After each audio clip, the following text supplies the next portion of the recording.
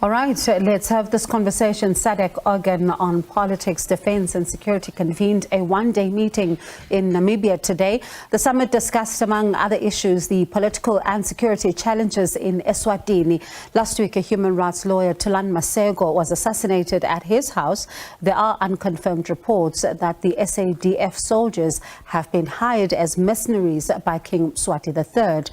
Eswatini has experienced violent protests since activists and human rights lawyers have called for political reforms in that country. For more on this, we're joined by Mlungisi Makhanya, PUDEMO President. Thank you so much, Mlungisi, for your time. How is the current situation on the ground in Eswatini since the assassination of Thulani Maseko? Good afternoon, and good afternoon to your SABC viewers.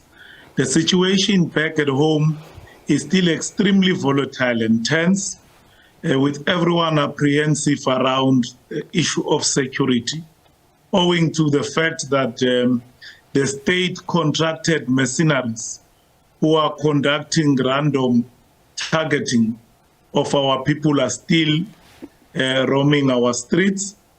The government is on record having said that it has contracted what it terms security experts. So we have been so emboldened to even give interviews to the fact that they are having a hit list. So the situation is very tense, with those who have been informed that are on the hit list being concerned about their safety, and some of them having been forced to flee the country to neighboring countries. And, you know, when you talk about this particular hit list, there's also been something that the government has said, you know, that they're going to be investigating what happened here, and people shouldn't be jumping to conclusions to what exactly happened as far as this particular, you know, assassination is concerned. So have they kept that promise? Do you have any information that has been shared by law enforcement agencies in relation to investigations around this particular death? Unfortunately, we have not received any information, nor are we frankly expecting any information to come from government. Maybe one must hasten to say that there's been a lot of attacks on leading figures of our mass democratic movement. Just to remind your viewers that not so long ago, the deputy secretary of one of the political parties was abducted from his home and a few hours later found murdered. There's been a lot of attacks on homes and properties of leading leaders of our struggle, and there's never been any feedback from government around investigation on those sort of attacks. So we will be surprised to then see this government giving us investigation on the latest assassination of Comrade Thulani. This government has been notorious on never bother to investigate attacks on properties and lives of activists. We still do not have information around what happened to the many people that were killed in June, July, and all those that were killed after that massacre. Now, Mlungisi, I'd like us to go back also to your earlier point about this particular hit list. What more can you tell us about it? Because you're saying that people have fled the country. Are you in a position to tell us who are those who have fled the country, and who are some of those who you are saying that have been part of this particular hit list? Well, for instance, when one talk about those who have been forced to flee the country, just to mention about but a few, our own National Organizing Secretary, Comrade Penuel Malinga, has been forced to leave the country after 3 attempts have been made on his life, including the latest one where more than 30 cartridges were found at his home after him and his family survived the attack.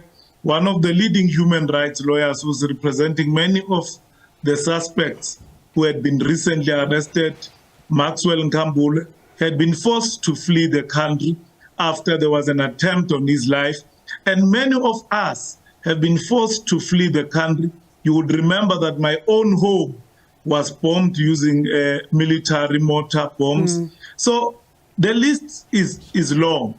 When it comes to the list of those on the hit list, unfortunately, they did not disclose the names, but we know for a fact that most of those who are featuring on those lists are the leading activists and political party figures. that have been a constant attack. Let's talk about, the Troika today, the SADC Troika discussing the issues of Eswatini. Do you have any information of how those discussions went?